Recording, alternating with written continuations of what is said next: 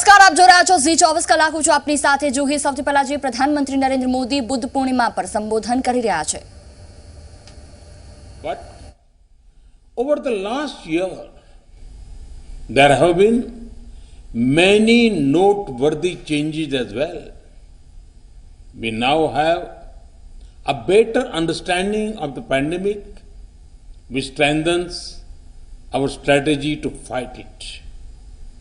Most importantly, we have the vaccine, which is absolutely important to save lives and defeat the pandemic. The emergence of a vaccine in a year of the pandemic striking shows the power of human determination and tenacity. India is proud of our scientists who have worked on the COVID-19 vaccines. Through this forum, I would like to once again salute our first responders, frontline healthcare workers, doctors, nurses, volunteers, who selflessly risk their lives every day to serve others in need. To those who have suffered and lost their near and dear ones, I would like to extend condolences. I grieve with them. Friends, while studying the life of Lord Buddha, there is mention of the four sights. These four sights brought Lord Buddha face to face with human suffering. At the same time, it ignited within him the desire to devote his life to removing human sufferings. Lord Buddha taught us, Bhavatu Sabba Mangalam, blessings, compassion, and welfare of all. In the last year, we have seen several individuals and organizations rise to the occasion and do everything possible to reduce suffering. I have also learnt of the generous contribution of equipment and materials made by the Buddhist organizations, followers of Buddha Dharma from world over. The scale, both in terms of population and geographical spread, of the task is huge. Humanity has been humbled. By the outpouring of generosity and support from fellow humans, these actions are in line with the teachings of Lord Buddha. It manifests the supreme mantra of Appa Deepo Bhava. Friends, COVID-19 is certainly a major challenge we face.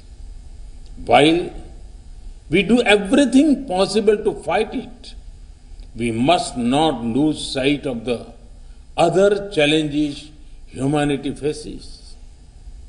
One of the biggest challenges is that of climate change.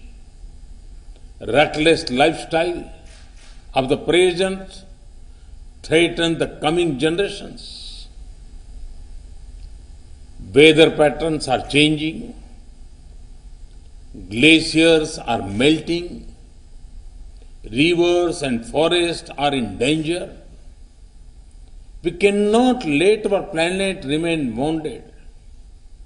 Lord Buddha put emphasis on a way of life where respect of our Mother Nature is paramount.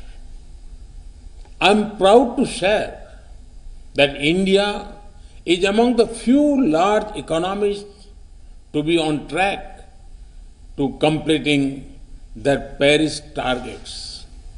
For us, sustainable living is not only about right words, it is about the right actions.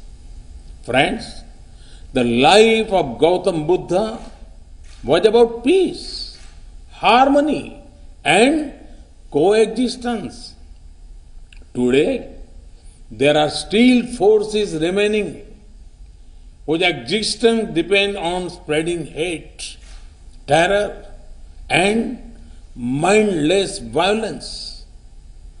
Such forces do not believe in liberal democratic principles. The need of the hour is for all those who believe in humanity to come together and defeat terror and radicalization. For that, the path shown by Lord Buddha is absolutely relevant. Lord Buddha's teachings and the importance given to social justice can become a global unifying force. He rightly said, Natti Santi Paran Sukham. There is no higher bliss than peace. Friends, Lord Buddha was the reservoir of brilliance of the entire universe.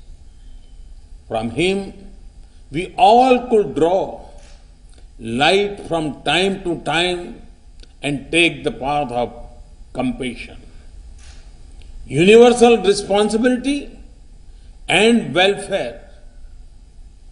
Mahatma Gandhi rightly said about Gautam Buddha, and I quote, Buddha taught us to defy appearances and trust in the final triumph of truth and love. Unquote. Today, on Buddha Purnima, let us renew our commitment to the ideals of Lord Buddha.